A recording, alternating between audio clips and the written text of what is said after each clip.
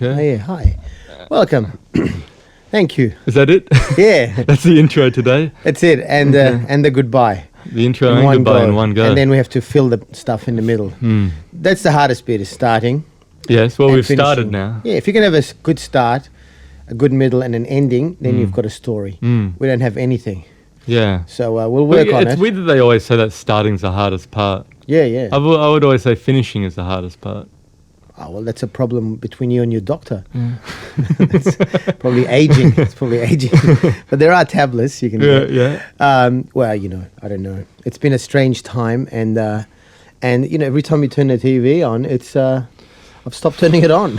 I've stopped turning it on. Especially this week. It's the end of the world. Yeah. Well, but I welcome it. If it's gonna be a one world order. And look, some people are saying to me, look, humanity is doomed. There is no hope. We might as well just do whatever we want, and then just see it end. And to these people, I say you're absolutely correct. You do? Yes, yes. So there's no room for optimism. No room for optimism. No room for hope. Well, where has optimism got us? Nowhere. Optimism is for losers. Pessimism is for the winners. But people hang around and survive. But if you're pessimistic, then you've already lost, haven't you? Well, according to who? If you're full of hope, there's hope of maybe achieving or winning. Look at what hope did to Martin Luther King. He had hope. Bob Hope. Bob Hope had hope. Yeah. He's dead now. Yeah. Well, we all got to die, but still, Martin Luther King did leave behind an impressive legacy for people to, the ideas of what he put forth. People really, latched onto that, and they had Martin Luther King Day in America to celebrate. A good holiday, but look where we are. Sure. But just because there's darkness doesn't mean that you shouldn't bring some light. Oh. I bring darkness to the light. Yeah. Whenever I see light, I hate it because my eyes I got hay fever. The bright light makes me sneeze. But there's one of our favourites, Leonard Cohen. I remember there's a lyric of his that says, ring the bells that still can ring. Forget your perfect offering. There's a crack in everything. That's how the light gets in. Yeah. So, which is a great, a great philosophical idea put into a few lines. We're all flawed. He died soon after that lyric. I think he saw the light in the crack. Well, it's something to leave behind. The light in the crack was a hemorrhage. No, look, I know. I tend to lean on the negative side. I think the world is gloomy. Sure, there's a lot of negativity and gloom in the world, but still, I don't think that should make us give up on hope and for a better. I know, but it's easier. It's easier to give up. You go, fuck it. Giving up. Fuck it. I've given up on humanity. Yeah. I want another species. It's just a stupid species. Give someone else a go. Give another species a go. Why did it have to be us? Well, the dinosaurs had a crack at it. Yeah, but fucking dinosaurs, man. They were just too heavy. If they just did some cardio, they're too big and clumsy. So that's true. Yeah, they're a bit like Trump, fat fucks. Fat fucks. Hopefully he'll get extinct soon. But so I think if you haven't had kids, we've said this before, don't have kids because there's no point. It's unfair to bring kids when they haven't asked to be born. Yeah, they haven't asked. There is that thought, that it is. You can't inflict that on someone. They have to ask you. And the world is overpopulated. It's too many people. Why should you bring people into the world? People always feel like, oh, I'm so good. I have to pass on my genes. No, you don't. Yeah. No. Look in the mirror. Yeah. See, I looked in the mirror early on and thought, no. This stops here. This madness stops now. Yeah. No, put it away. And and don't do that to someone. It's not fair. It's not fair. But I've said before, you would make a good dad, I reckon. I wouldn't. You don't think? I think kids love you. You're very personable. With kids. You're a kid at heart. You are essentially. I'm a kid at heart. But I shouldn't be having kids, man. I swear I'd lose them. I'd say, well, Have you met where's darling? Where's the first kid? But Kate where's the fat kid? But Kate could find them for you. Because I think Kate would be a great mother. She has a very nurturing nature to her. She's a very sweet person. Well, she has one child. Yeah, that's enough. That's me. Yeah. No, it's a crazy world. But don't let it get you down. This is not a podcast to pick people up. I was going to say, welcome to the Akmal and Joel Gloomy Hour comedy podcast. Welcome to the Gloomy Hour. I like how we just get straight into it. We're like, what do you want to talk about? I don't know, we'll figure it out and we just get straight into doom and gloom. Doom and gloom. Yeah. Doom and gloom is a good place to start because it can only go up. It can only go up unless it goes down further. Yes. And we'll see what we can do. Speaking of doom and gloom, I noticed that you didn't send me any conspiracy theories this week. The first week you've never sent me anything. Well, usually you're sending me continuously. Yeah. David Icke or Mr. Butter or the other lady or countless other conspiracy theories. There was nothing in my email box from you. Yeah. Well, week. you know when you ask a girl out. And she turns you down, and you ask her again, she turns you down, and then you change your behavior, and she still turns you down. You just go, fuck it. I'm done. I'll find another girl to ask out. Yeah. I'm not, sorry if the analogy that makes you into the feminine. No, but I understand. But you know what I'm saying, right? It's my gifts have been rejected and ridiculed consistently. So, I don't see the point. I don't think ridiculed, questioned. And you didn't even watch it all. You didn't watch it all. They're 3 hours long. I'm not going to watch. All right. I don't have 3 hours. So you watch a few seconds and go, this is crazy. And that's what they're hoping. The Illuminati, the people in power, the men in the shadows. Are hoping for people like me. They love people like you. Yeah. They don't give it the time of day. Yeah, God, it's crazy. Listen, who would do that? There's no way. Anyway. No, I always say I listen to it up to a certain point. How long did you listen to the... Depends which one. The 3 hour one. The 3 hour, I don't know. Come on, roughly. Maybe, did you watch it at all? Yeah, I did. I watched some of it. I watched some of it. Yeah. And didn't appeal to you? Like I've said a million times, I think the guy's a smart guy. I think he raises some good points, but at some turns he just loses me. Oh yeah. I'm going down the highway with him, and then he takes a left turn down this dark alley. See ya. Yeah, and come along. Oh no, David! I'll stick to the road.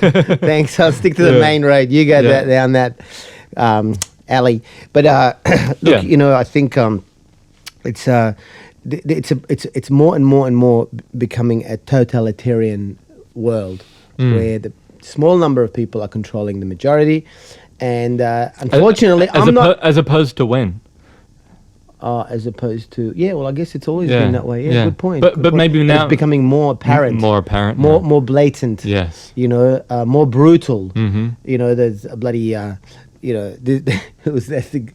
You might as well be in the 1950s where Trump wants to get to the church and hold up the Bible. Oh, yeah, right. I saw that. Yeah. But I like it. Like, what are you doing there? The church is boarded up. It was so clear that it was a big stage press moment. Like it's like walking along. Where are they going? Oh, they're going to the boarded up. Oh, he just happens to have a Bible. He just happens to have a Bible. Doesn't look through the Bible. Looks unopened. Yeah. And wasn't that the guy that grabbed women by the pussy? Yeah, that him. Where's that in the Bible? But he had his favorite book. Remember? Did you see that interview? The Book of Pussy. Did you see that interview with him? No, when they said to him, "What's your Bible? What's your favorite?" And he goes, "My favorite book." And they said, "Oh, what's your favorite psalm?" And he goes, "That's very personal." Very personal. I love the Bible. I love the Bible. Do you like the Old Testament or New Testament?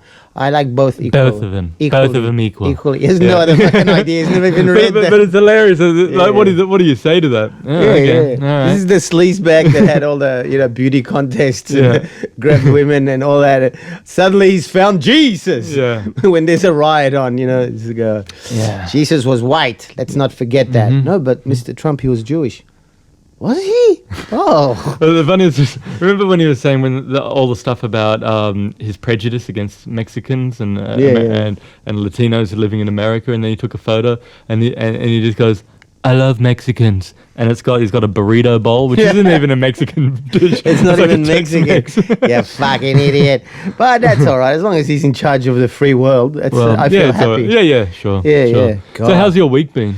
What have you been? It's been good. Just anticipating the end of the world and sleeping in till 12. Nothing new. Nothing new at all. This pandemic was built for you. It's built for me. They say, how created for Saleh. What difference has it made to your life? Well, just that night bit, I don't have to go out. Yeah. You don't have to do a gig. Don't have to do a gig. Yeah. I'd like to do a gig because without it, I have nothing to contribute to humanity. Mm-hmm. Without comedy, that's the only thing. Whether you have this podcast to contribute to humanity. Well, the podcast, I don't know. I just come here because there's free chocolate biscuits in the fridge. They're stale as anything. Tim Tams. Yeah. They're stale Tim Tams because we're in our agent's office. Yeah. And they're not here because they're scared of the virus. Yeah, right. I like last week how you went to the fridge. You said you ate the Tim Tam. Oh, this is stale. Do you want one? And I said, no, I think I'll pass on it. And then this week you went and I kept eating it. You kept on eating it. Well, because I'm an optimist. You thought it might have got fresh? I might have got. It's all right. It might become so stale that it went the other way. So you're a pessimist when it comes to world affairs and humanity, but when it comes to Tim Tams, chocolate biscuits, optimist. Confectionaries generally, I'm very optimistic. I think things are going to be very bright in the sweets world. But, have you had the new Darryl Lee have a... I think you would love this. Because we've eaten a lot of Darryl Lee. Well, you haven't eaten a lot. You fantasize mostly. I do. You're one of those guys who... some people go to brothels, other people just go and watch... strippers. Yeah. You're the stripper guy. I'm the stripper guy. I don't know why that analogy makes sense. Does it make sense? Yeah. You just like to watch. Yeah. And occasionally on your birthday. You're saying I'm a voyeur. You like to I'm tease. a voyeur of confectionery. You tease yourself with treats. Yes. And then you deny yourself. I set goals. I'm not going to eat that light chocolate right now. Once I achieve this or do this, that's going to be my reward. Oh, wow. You delayed gratification. Yes. You know that, have we talked about this? I don't know. The delayed gratification test in the 60s, this psychologist did a test with preschoolers. No, we haven't spoken about this. Yeah, he did this test with preschoolers. He said, look, you can have, you got like 5 marshmallows. Mm. I think let's not be accurate about it. He just said, you can have 1 marshmallow now. If you have it now, you won't get the other 4. Mm-hmm. But if you wait till tomorrow, you'll have the whole 5. Yeah. And so some just said, I'll have them now. Mm-hmm. I'll have one now. And some said, no, I'll wait. And the ones that waited, they followed their lives. And they've all been hugely successful. And the ones that ate it straight away are in prison. No, I don't know if they're in prison, but but that would be me. I don't delay gratification. I'm yet to be hugely successful, so I think I'm delaying the gratification of that even. Well, no, that's you're just being humble now. No, you're just being humble. You're one of the most successful. Saw your one-man show. Oh, well. It had one man in it, and it was a show. It was really good. It was exceptional. It was very funny. Oh, thank you, Saleh. That's nice. Unfortunately, people, generally speaking, are very stupid. And it sounds like I'm being arrogant. And I am, I guess. Do you think stupid I'm implying that I'm smarter than everyone else. To make that comment. But I'm not. Well, are you putting yourself in that group? I'm putting myself in that group. Okay. I fall for... Do you think it's stupidity or complacency? Oh... Interesting. Stupidly complacent. They're complacent. No, look, I think if you do something, because we're a small country. We're not even the size of New York. Yeah, that's true. People forget that. That's true. And we're a big country size-wise. Yeah. We have the least amount of people for the most amount of space. We should have no problems at all. But we've got this idiot government but we've been able to handle this this coronavirus pretty well. But considering though, we're like the whole of Australia is like the population of California. It's like it's I said New York earlier, but you decided to update it to California. Yeah. No, California, exactly. We're very tiny. Well, coast to coast, we're covering. So if you'd grown up in LA, for example, or you used to live there, if you'd stayed there, you could have been as big as... There's a comedian that reminds me of you, Dane Cook. Oh, really? Dane Cook? No, just in mannerisms and looks even, and material. But apart from that, you're nothing like... No, not material. Wow. No, but he does remind me of you. Really? Yeah. In what way? Well, you said look. I don't think I look like Dane Cook. I think you look a bit like him. I look like Dane Cook. Dane Cook. Check it out, people. If you don't know Dane Cook... Give us a call. Do you think Joel looks like Dane Cook? No, I got to disagree there. You look a bit like him. I look and like even him. He's very physical. Yeah. So he'll do a joke and then humor. follow it with a physical. Yeah. You do that. Yeah. And the ladies like you and him both. Yeah, but he plays that. Like, he plays that. I didn't say you play that. He's very. I'm not saying you're playing that. I'm saying you're both popular with the ladies, which is rare for comedians. You know, you get girls coming up after the show. I get guys, mate, yeah, fuck. Oh, gotta get a photo with this cunt. Yeah, but I I had that said to me once. Yeah, I remember that was in Caloundra, Queensland. Yeah. Yeah. But I gotta get a photo with this cunt. Come on, I thought, come on. You just, you're not, you're not the leader of the. Chamber orchestra, or you're not. You don't attract those sort of fans with. No. Yeah. I'm not a. When you're with the ACO. Yeah, I'm not with the ACO. You can tell. No, Vladimir Ashkenazi is never going to. It's fucking Ashkenazi. I gotta get a photo with this cunt. It's never happened. No. But it's the industry that we're in. But you can like that guy was hugely successful for a long time. Successful. I'm saying that if you'd grown up in a big city, it's like you have, you throw more bait in the sea, and you got more chances of being picked up. But we're very limited, in Australia. Yeah. Unless there's some really good comedians who do quite well. Yeah. And I wish that they would die. No, I don't. But we there's enough for everybody. Yeah. And a wise person is happy for everyone to do well. Well, it's easy. It's easier on oneself to be happy for. This is my thought. Even with comedians that I don't really respond to their material, or don't really care for.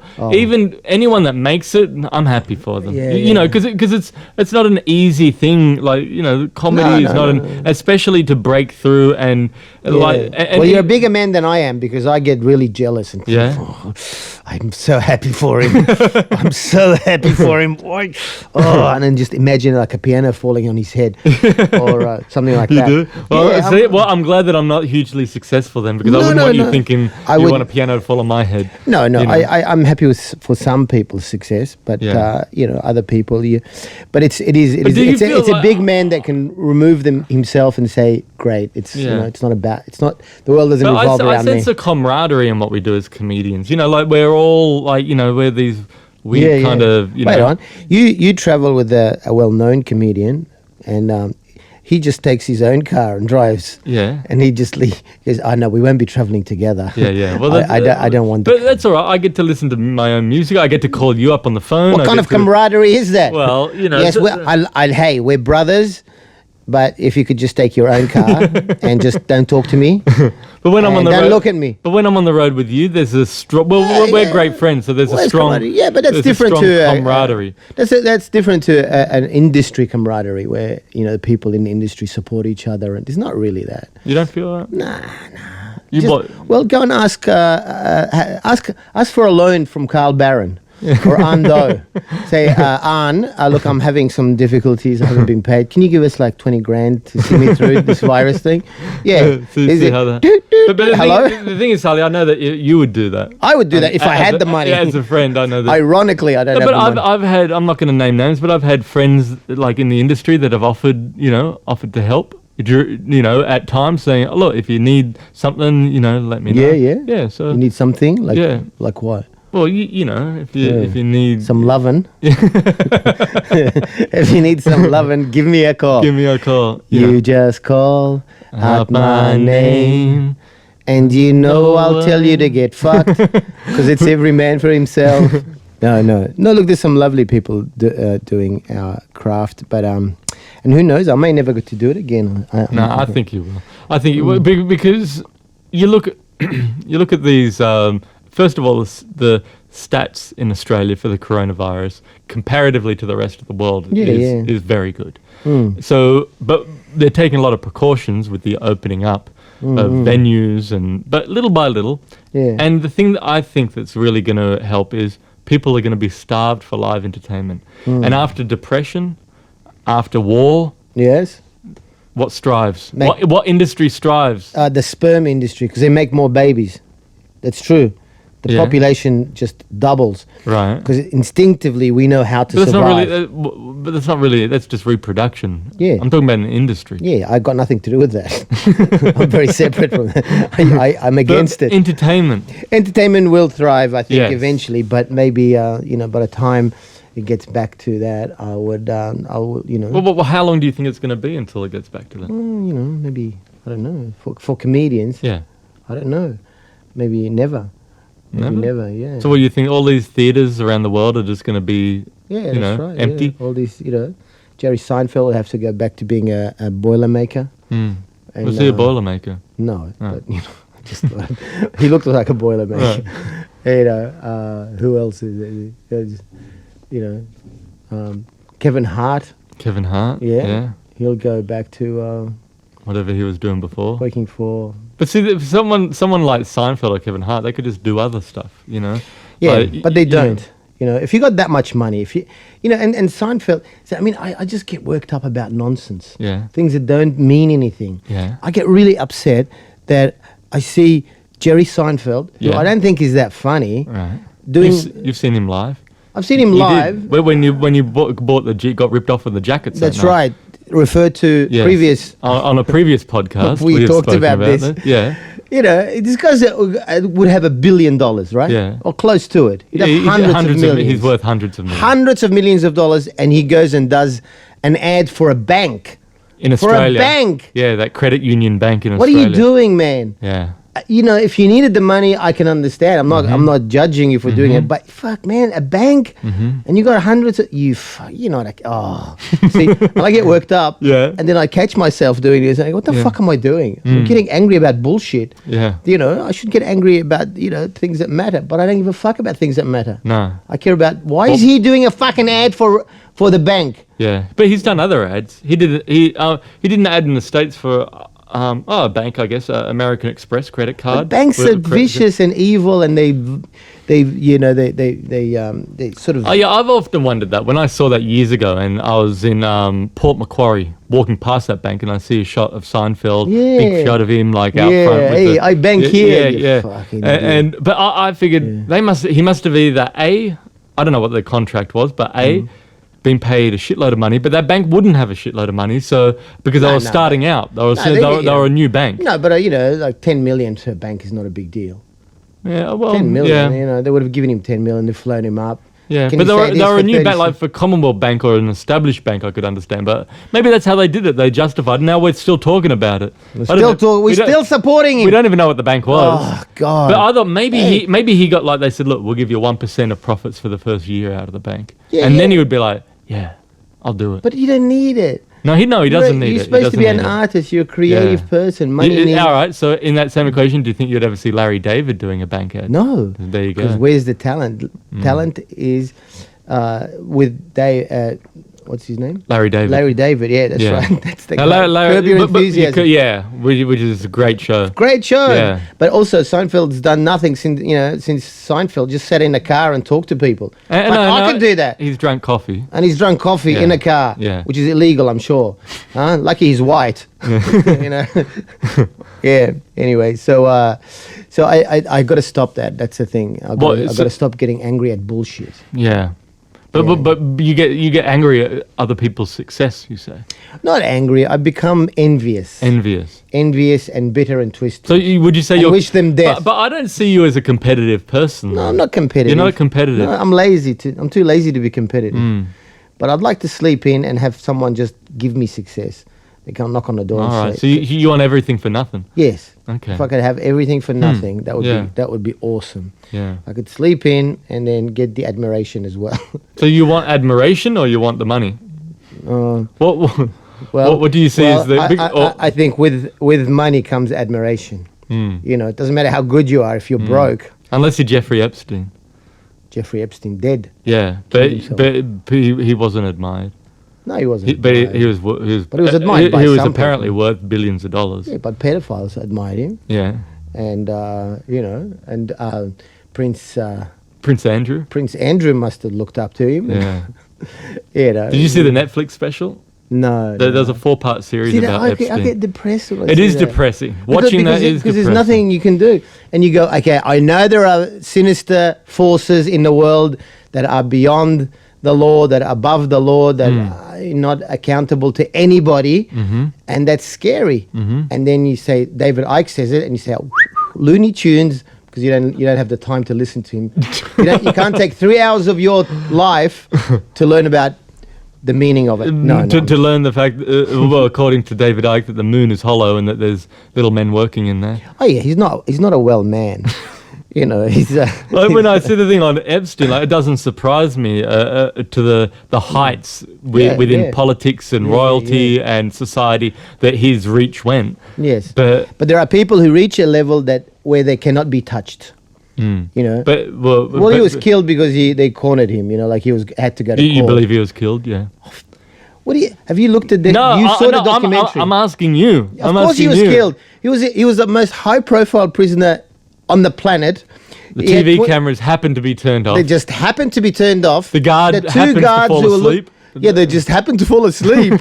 Oh, we'll just fall asleep. I hope he doesn't commit suicide while we're asleep. Yeah. Oh, look, the cameras have gone off. Probably the highest profile person in captivity at that time. At that time, right? And so that's beyond conspiracy. That's just bullshit. Let's just say we'll kill him, and it doesn't matter. You know, people will forget. And people do forget because they don't want to believe that there are sinister motives working in the shadows. They don't like, oh, no, everyone's decent. You know, most people, you know, there's no secrets, no conspiracies. Yeah. And then, you know, but there are things. We always fall into this topic. I don't know why. Always, because I think... pedophilia? No, not pedophilia. Man, take this bit out. It's terrible. No, you know, the conspiracy thing. We always come back to that. I think it's probably... I know. You know what I said to Erica before coming in today to do this? I said, I'm going to make a point that we don't talk about conspiracy theories because it just seems to be this reoccurring theory I'm that happens. I'm obsessed by it. I know you're obsessed by it. And I said, it's always the same thing. Akmal will bring up something about a conspiracy theory. I'll then question it. All right, and we never get clarification on anything. Before we wrap it up, I'll just say one thing about it, and then we'll not say anything anymore. Right, and I want you to check this for homework. Okay. Check this. You got homework for next episode, right? This is, and a lot of people don't know this because it's not. You know, widely. But somehow Saleh has found the found it because I make the effort. Okay. And I do that work. And no one listens. Nicole Kidman's dad, right? Now, this is not conspiracy. It's all there. It's all there. And I want you to... where's there? Well, he was in Singapore, and he was the federal police were about to arrest him and the Australian federal police? Yes, with pedophilia. And the charges were all set in motion. Right. He fled to Singapore. So they were going to get him here in Australia. Yeah. So he fled to Singapore. Yep. And then he died mysteriously. He was healthy. How did he die? Quickly. Secretly. I don't know. You don't even know the recorded cause of death? Well, you know, maybe I got some homework there. I'll go and check it.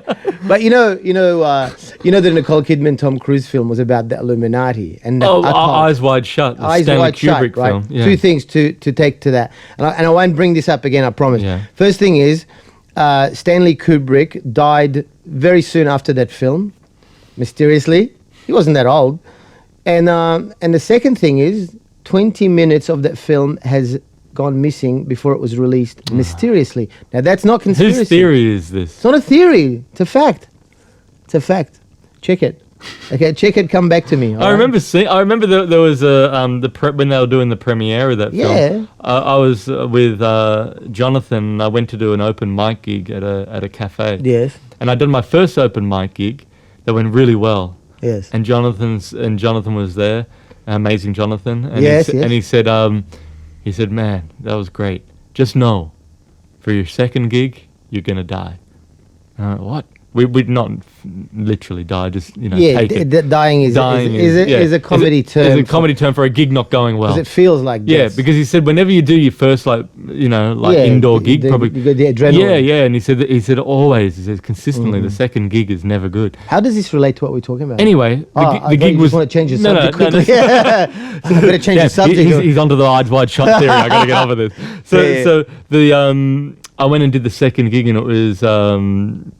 across the road from this cinema where they have a lot of film premieres. Well, that's in what LA. Generally, cinemas do. Yeah. And popcorn. Yeah, and so the gig was horrible. I died. Yeah. And we just walked back outside, and we and there was all of these people there, and they were all coming out of the movie. And Tom Sizemore, the actor, just came up to the area that Who's Tom Sizemore? Right? He was in the film Heat. He had a real drug problem. Very good actor, but drug problems. Yeah. Anyway, he came up and all the celebrities were leaving. He just walked over to where a group of people were just standing there, like behind the barricade as we were walking past. I remember him walking up to them and going, "Oh man, you got to see this film. It's fucking great, man." Yeah, yeah. You know, so and he was in it. Yeah, no, I don't think he was in it, but he was just at the premiere, so he just came up and. But I just thought, that's the kind. He seems like a nice enough guy, you know, to take the time to go and chat, you know. And then. So anyway, I guess what the point is that with that film, I don't know if I'm buying into this theory that that it's a. I think his story went nowhere really. I was hoping that we were going to get. You're just distracting me intentionally. I'm trying to get you off the beaten path. Yeah, I was thinking, this is.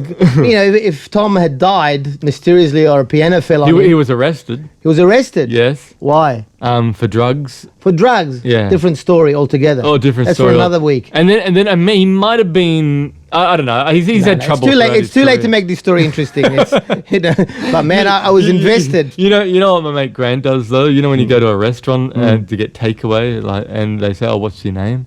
And Grant just looked at the person and went, "Fidelio."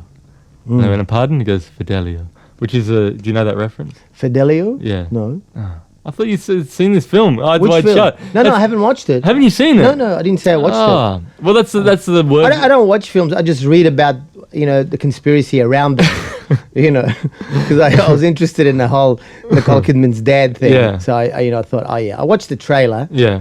And, you know... Well, Fidelio is the word that you give to get into the manor house where they have this... Where these elite people come in to have a mass orgy. Oh, fantastic. Yeah, and that's the word. And because in the film he says, what is the password to get into the manor? And he goes, Fidelio.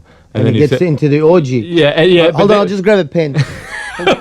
What? Fidelio. And then he says to... I think it's Tom Cruise who's asking this. The head of the manor. He goes, "Oh, but what is the password to get into the secret room?" And he's like, "Fidelio?" And he goes, "No, there is no password." And then they know that's that guy. That's a traitor. Yes. Well, I'll have to watch it if I get if I have a spare. Well, there's nudity in it. Oh yeah, no, you see some nudity. You see Nicole in the nud. Oh yeah. And she was now she's. You know, I don't know. I better not say too much. You got to be careful these days. But you know about the Fidelio thing. Yeah. There used to be when we were kids, because I speak Arabic fluently. Me and my brother, at school holidays, would go in and there was a place, Pizza Hut, and if you're getting takeaway, they say, "What's your name?" And then the guy comes out and yells it because there's a lot of people waiting. And so when he says, "What's your name?" I'll say "Kosommak," which means your mother's vagina. So he'll come out. Look, when you're 13, it's hilarious. Fucking hilarious. Yeah. Your mother's vagina, and we go, we laugh. Man, I've wasted my life. We went to Disneyland. There was myself, Jonathan, and a friend of ours, Danny, and you got on the E.T. ride. And it was a great ride. It was an old-fashioned kind of, it's no longer there. Universal's studios. Yes. And at the end, E.T. says goodbye and then says the names. So if we went on it, it'd say, "Goodbye, Akmal Joel." How do they know? Because you give the name when you're getting onto it. Oh, you give the name. So I got I was going to say he was the Illuminati. He is an alien. Yeah. I'm sure I could have his theories. Yeah, I've been compared to E.T. You have? Yeah, by a Canadian comedian. Really? This guy, he goes, "Man, you look like E.T. Fuck. So thanks, Who man. said that? A guy called something McDonald. Norm? Not Norm. Is it another Canadian? Is he? Oh yeah. Michael McDonald. Yeah, Mike McDonald. Mike McDonald came up to me and goes, "Man, you look like E.T." I think E.T. the alien. Yeah. The extraterrestrial. You get that, man? You should work on that. You should do some material about how you look like E.T. Wow. Fuck. God, what do you say to that? I said nothing to that. And then he soon died. He died nothing to do with me. So see, really? This is coincidence or conspiracy? This is how conspiracy starts. Yes, you see, it is. You see people like you who speculate on everything. Yeah. No. So as we got on the ride, we all came up with different names, the three of us. Oh yeah. So I walked up and they said, "What is your name?" And I said, "Ima." And then Danny goes up and says, "What's your name?" Harry. And Jonathan goes up, Dick. And as we're at the end, ET looks at us and goes, "Goodbye, I'm a Harry Dick." Yeah, great. And then we all had a good little laugh. No. See, when I do it, it doesn't work as well with the Arabic, I guess. Yeah. Because not everyone enjoys it. But for any Arabic people listening to us, they would appreciate. In Punch Bowl, No, listening to this podcast, they would appreciate this. I know, in the podcast, but we used to go to Roselands Shopping Centre in Roselands, near Punch Bowl, and we'd go up to the woman who, the information desk, say, "Hi, I lost my sister. Could you please page her for me?" And she says, "Yeah, what's her name?" And say, "Tizip Tehroshni," which means I have an itchy ass. And she'd go, "I have an itchy ass," throughout, and we'd laugh. Oh, man. And then I failed school. And deservedly. But did you ever use your school, HSC results?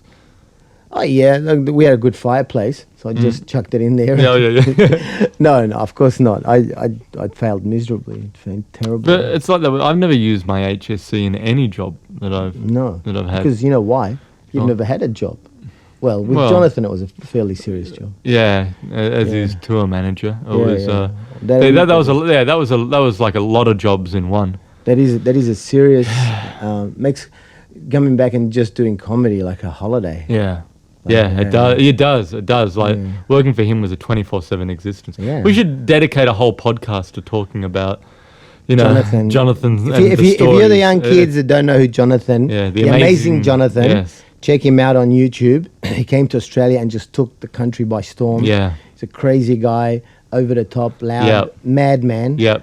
Would just destroy, we'd take the stage and it would just be like... For those who deny the benefits of drugs. Yes. He could snort like a kilo of speed and then get up on stage and just... Well, you toured with him. I toured with him, yeah. And the audience would go, "Man, where does he get the energy?" Wow. Well, my energy source, illicit drugs, uppers.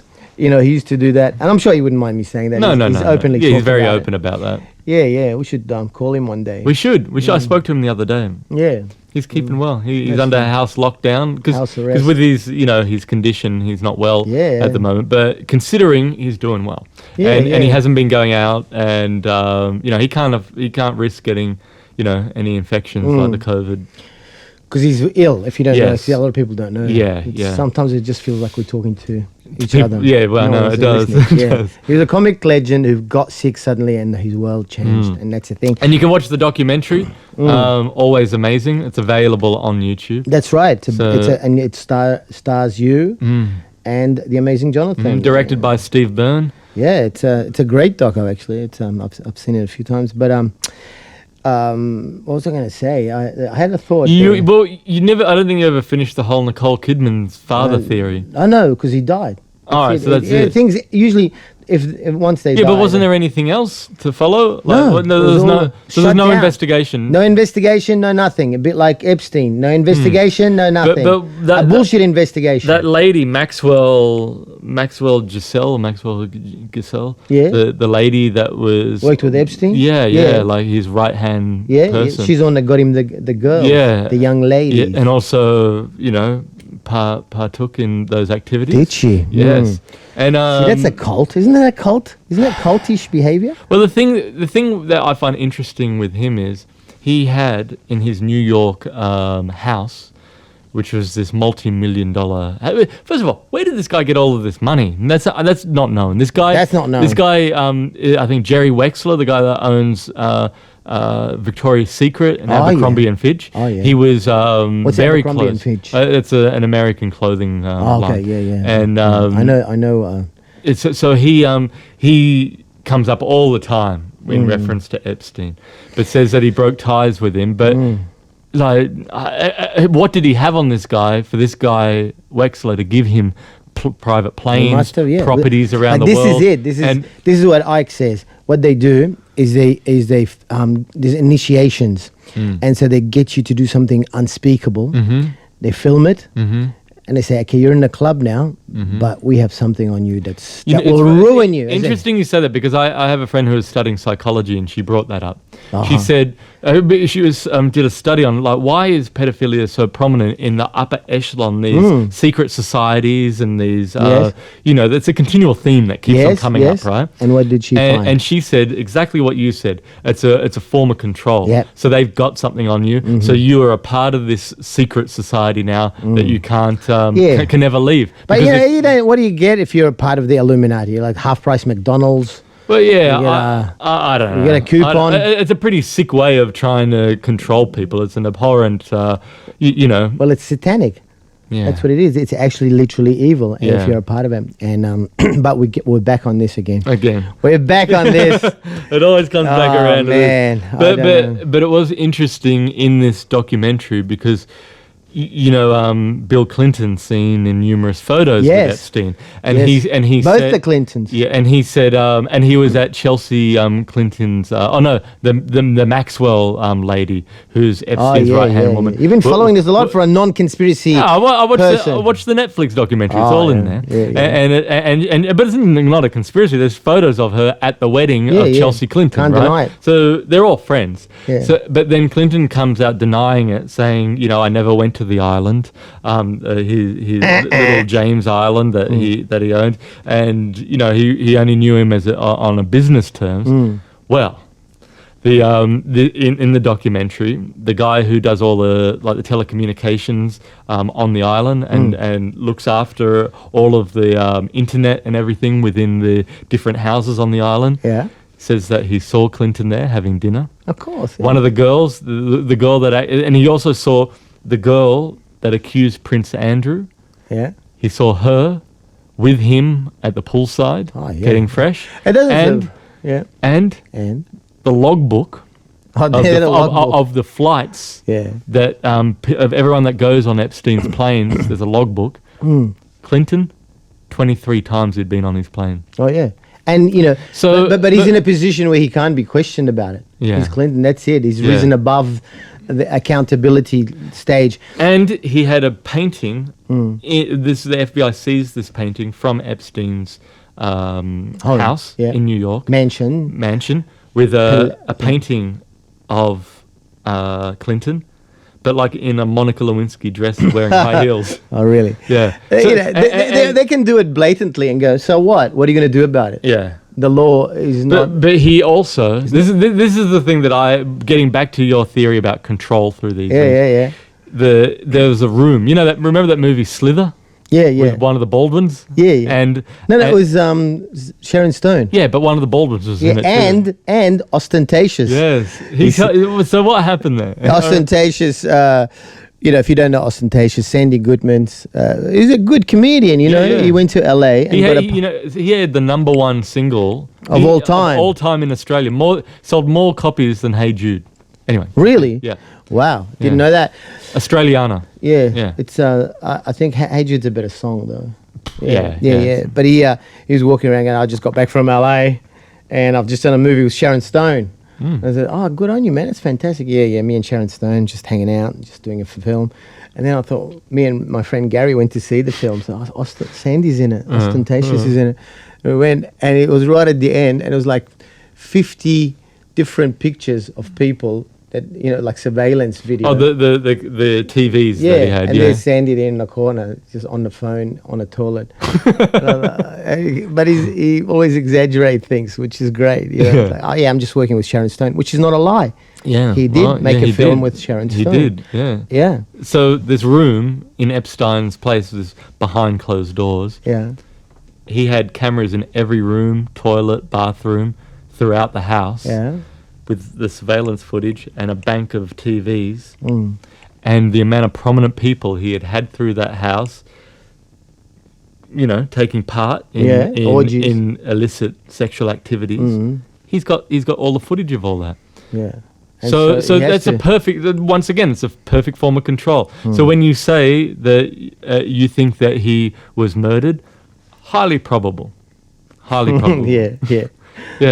Look, it's funny when they have overwhelming evidence, but no one can do anything. These people are too bad. When they go, Mr. Clinton, did you go to Epstein's island and have sex with underage children?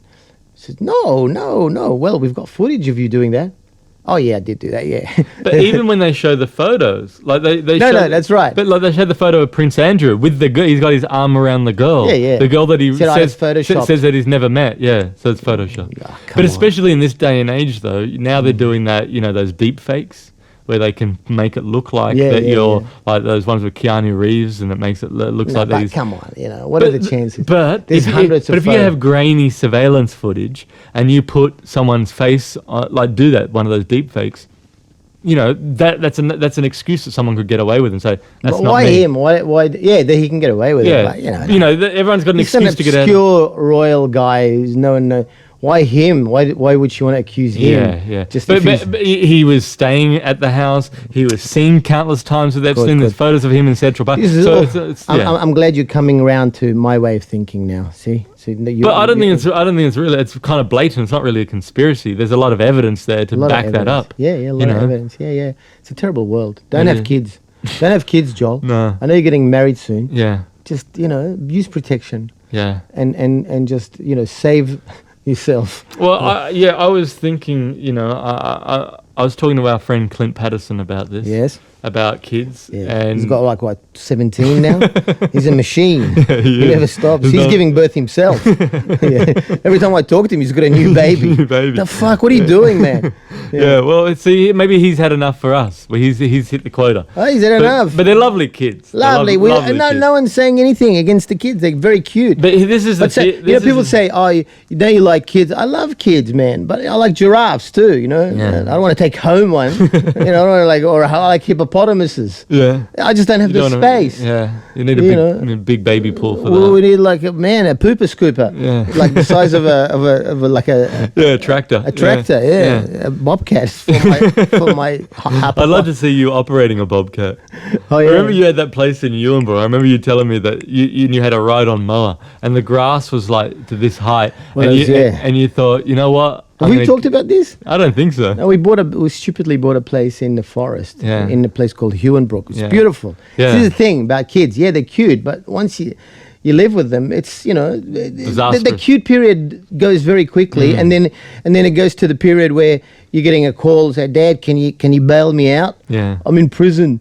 I've just been handcuffed. Oh, I'm selling meth." I like the high hopes that you have for your non-existent children. No, but that's why I didn't have children. I dread those calls, and I don't want to be responsible. But what was I talking about? Yeah. Up in Ewanbrook when you're on the Yeah. See, I'm not. This is the thing, it's sad that I'm not doing comedy because I have no other skills. I'm shit at everything else. Everything. Mm-hmm. And the people who don't like my comedy say, well, including comedy. So you're not good at anything. And so I wanted to be a man of the land. Me and my wife bought this property. Did this, now with the property, did this ride-on lawnmower come with the property? No. We bought it. Okay. 10 grand. And we wanted... 10 grand? Yeah. It was a full-on John Deere. You paid 10 grand for a ride-on lawnmower? Yeah. That seems excessive. Well, you're telling me now, excessive, considering we only used it once. Literally, we only used it once. It was a 5-acre property in the rainforest. Yeah. It was stunning. I know, I remember it. You came up, right? And that little cabin there, and it was surrounded by really, beautiful cliff face behind it. Beautiful ancient rainforest. Stunning. But you got to know what you're doing. We're not those people. We like cafe lattes and we like to go out for breakfast and have, I love, fresh squeezed juice. Exactly. Yes. We're not people who, my wife said to me the second night we were there, I think there's a tiger snake in our kitchen. I never thought I would hear that sentence. That sentence just didn't occur to me. But I've told these stories before, but basically that I bought this mower. Yeah. Because it was 5 acres and the grass was like crazy grown and there's snakes everywhere. And I don't like snakes. When I was growing up, snake was the devil. And so, I had these nightmarish things. I hate snakes, scared of them. And so I thought I'll just cut the grass. And you had the dogs too. That was one of the main reasons for you moving there, right? We moved out because the place we lived in didn't allow dogs. So we thought, let's get to the bush where they could die of anything. Yeah. There's like millions of other things. Snakes, spiders, they're all there. There was a big python. Every time the dogs went out for a run, the snake would just come out and look at him and lick his... like that. So we went and bought this, and he goes, the guy's selling it to me. He goes, where do you live? He knows the area pretty well. I said, Huonbrook. He goes, mate, you're going to need the top of the range. Yeah. You know, and I'm a sucker, I'm an idiot. And he goes, you got a new heavy duty stuff, and he showed me how to use it. I thought, this is going to be fun. I'm going to do this every day. Yeah. And then I started at the top of the hill, came down, and I'm mowing, and it's working well, it's cutting. And then suddenly, it's the first time I'm using it. Yeah. It gets stuck, and I'm on top of this like a tree branch, a big tree branch, and I'm stuck. I'm going, fuck, I can't start it. I can't lift it. It's really heavy, man. It's like a size of a car. But stupidly, I got up and said, I have to lift it off the bench. Wow. Of this tree trunk. Like Superman, Super Saleh. Silly Saleh. it ended up being. My intention was to be Super Saleh. Fuck with Saleh. Because that's always the thing. A tractor falls over and Superman will lift it up and the person saves the person. Yeah, well, right? This property didn't come with a superhero. Yeah. Came with a fuckwit like me, and I picked it up and I'm trying to lift it. Yeah. And because I'm not, I wasn't very fit, and I'm still not very fit, but I injured my back. I put my back out as I'm lifting. So I actually heard it snap. I went, and I just lie down on the ground, and I literally crawled to the cabin through the thick grass, snake infested grass. Yeah, through the wet grass. Yeah. But, fuck! I was in such excruciating pain, and then we stayed there for 3 months. For the next 3 months, when you look out the window, all you see is one mowed lane, and this gigantic mower on top of this branch. No one could move it, and it just kept rusting, and we left it there when we sold it eventually. And the guy, I said, you can have this. You say, look, it comes with a $10,000 mower. It's only been used once, just once. Why is it covered in rust then? Yeah, it was covered in rust. I'm gonna get someone to throw it out. Yeah, that was amazing stuff, man. We had these feral dogs. Yeah. That would just circle the house. Yeah, I remember you telling me about feral that. I love dogs, but these things weren't... And you can't let your dogs out there with No, I can't. I don't want to go out. I can't let my wife out. No, they just circle. And then, the dogs smell fear. Yeah. And we gave them a lot to smell. Yeah. We gave them a lot of fear, man, and they'll just circle like, and they'll like be dribbling, and their eyes would light up in the dark. Really? Like if you turn the light on. Because I don't know what. No, it would be the reflection of the torch. Reflection of the torch. Yeah, that's more rational. Rather than their eyes just lighting up. Rather than their demonic. Demon dogs. Demon dogs. Yeah, red, just red glows. Wasn't it a David Bowie song? They called them the diamond. No, diamond dogs. No, demon dogs. Was it demon dogs? No, diamond dogs. Really? You did another one. No. So yeah. Well, you're safely now living in Queanbeyan. Yeah. So you're away from, I think living and Queanbeyan should never be in the same sentence. Yeah. Waiting to die in Queanbeyan. This is like, how they have like New South Wales, what is it, like Victoria, the Garden City. What's New South Wales? The Premier City. Premier State. It's Premier State. What's Adelaide? What is Adelaide? I don't even know. I always just remember Chicago, the Windy City. Windy City. That's all I really remember. Adelaide, it's hot. Yeah. Queanbeyan, we're just waiting to die. Yeah.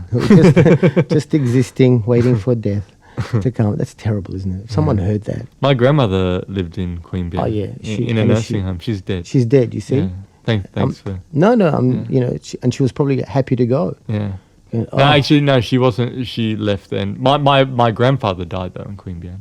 Do you? Wow. Yeah. Everyone goes to die in Queanbeyan. Yeah, it's like an above ground cemetery. It is. Yeah, that's right. And now you're living there. Well, you call this living? Hey, I tell you. Oh man, no, it's good. It's strange times, but it's good that we can do this. It is. Keep your mind occupied, good. And it is. It's good to be. And I've enjoyed this conversation. It was very freeform today. Very freeform. Very freeform. Yes. It lacks structure, but in a way, it made its own structure. This conversation. Yeah. This podcast. It's like a cell. Coagulating. Yeah. What's coagulating mean? I don't know. For me, I just think it's something like congealed. Congealed. Let's go with congealed. Yeah. It's augmented. Yes. We augmented. No. We will augment again. We need to maybe structure a little bit more next time. The podcast. We should figure out what we're going to talk about. But we never really do. I've noticed with this, sometimes we've gone into these podcasts and go, what do you want to talk about? And you go, oh, what about this and this? And then we just never get around to talking about it. We never get around to talking about it. But, it doesn't matter. We just end up talking, and then it forms its own in the scheme of identity. things, it doesn't matter. No. It doesn't matter. The universe is going to end. Going to blow up. I have been watching a lot of films. Yeah. Woody Allen's Annie Hall. Seen that? Yeah. And his biography, his autobiography is out actually. Yes. It's really good. Is that the one with Marshall McLuhan? Is that Annie Hall or is that Manhattan? No, Annie Hall is I don't know who Marshall McLuhan. You know when he's in line, and they're going into the movie. Diane Keaton. Yeah. And he says, "Well, I actually am a professor of it. I teach it at you know nothing. No, it was actually the writer they were talking about. Yeah, Marshall McLuhan. Yeah. Sorry. Yeah. And then he says, "Well, I have him right here," and he brings him out, and he goes, "You know nothing about my work." And Woody Allen says, "Wouldn't it be great if life was this convenient?" That was a great moment, like a great way of not only breaking the fourth wall, but also taking it another step. Yeah. You know. But he talks about when he was a kid, and a lot of his films are based on his real life, and he's depressed, and his mother takes him to the psychiatrist, like a 1950s psychiatrist, smoking cigarettes and probably the 40s, and he's going, "What's wrong with your boy?" And he's going, "I don't know, Doc. He's depressed. I don't know why, but he's depressed." And the doctor says, "Why are you depressed, Alvy?" And Alvy goes, "Well, the universe is expanding, which means that one day it will, implode and turn in on itself, and everyone will die." And his mum goes, "Why is that your business? Why is that? I don't know why you get." That's great. Yeah, great lines. So that's a good way to look at it. It's not your business. Just be responsible for your own universe, and that's all you can do. Sure. And if life gets too weird or too crazy, you can escape into fantasy world. And if you've got nothing else in your life, you can maybe listen to this podcast. Yeah. You know what? I think that would be a great way to wrap up. However, just as you're saying, I hate to bring this up. Whenever you say that, I'm always my mind's going, "What have I done?" No, nothing to do with you. But you brought up Woody Allen. Yeah. In the Epstein documentary, there's a photo of Woody with Epstein. Yeah, but there's a photo of Trump with Epstein. Yeah. There's a photo of a lot of prominent people, but I can't imagine he would have gone there. I hope not. No, I hope not. No. I think too much of him, and he's one of my heroes. Yeah. I love his work. People just assume the worst, but it's I saw him live with his jazz band. Did you? Yeah, you got me an autograph. Yeah. I remember that. But it was in Manhattan. In Manhattan, yeah. Yeah. So of course. So where else are you going to see Woody Allen? You're going to see him in Manhattan. Yes. So we wrap this up soon then. Yep. I guess let's wrap it up. And look, I think we've covered enough for this week. Yeah. And we will cover more next week. We could have probably finished it like 10 minutes ago. Yeah, but would have wrapped up. All right. Well, hang on. Okay. Well, this has been a podcast with a 10-minute bonus. 10 minutes, extra. A 10 minutes. Whenever with these DVDs that have extra, you go, fuck, why did you bother? I'm done with it. Yeah. And then we can do this podcast with an audio commentary over. Yeah. When they say a film, Apocalypse Now with 20 new minutes. Yeah. You watch it. But you know that's what why they threw the 20 minutes out. This is what I reckon. You know when they go director's cut? Yeah. Because the studio always has so much involvement, right? Yeah. So for the theatrical release, the studio has a lot of input. But years later, the director's cut comes out. And I was thinking, well, I want to see that because that's the way the director actually wanted it to be. But then the studio got involved. Yeah. And so I don't mind watching director's cuts. Well, yes, but you're a very compliant, nice, open person. I'm very cynical, And I don't think that is the director's cut. That's just a way of making more money. Can we find footage that we threw out? Just stick it on. It's like say it's the director's cut. Apocalypse Now. Not the director of the film, just this other director. This guy. He's a funeral director. The funeral director's cut. The funeral director's cut. It's very morbid. It's very morbid. Once you watch it, you want to die. Yeah. And look, I don't know. I'm a bit more cynical than you. You have a very bright outlook. Well, and I admire that. And that's what makes it a good contrast. Yes. If we were both optimistic, this podcast would be less interesting. And if we're both pessimistic, we wouldn't last beyond the first one. Yeah, we wouldn't even be here. We wouldn't have bothered turning up. What's the use? That's right. What's the use? So, but there will be use to turn up next week. That's right. All right. I'll see you then, Saleh. See you. It's a great journey we're on. It is.